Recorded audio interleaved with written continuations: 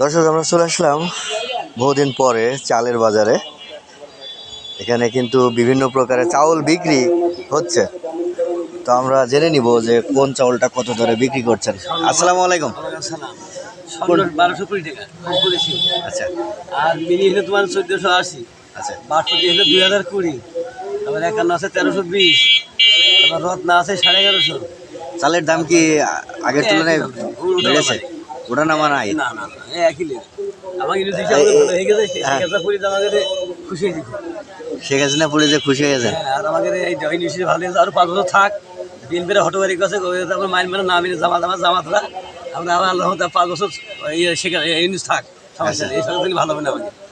একজন চাল ব্যবসায়ী, তিনিও কিন্তু ডক্টর ইউনূসকে ক্ষমতায় চাচ্ছেন। তাহলে বুঝতে পারছেন ডক্টর ইউনূস স্যার মানুষের প্রতি কতটা আস্থা বেড়ে গেছে।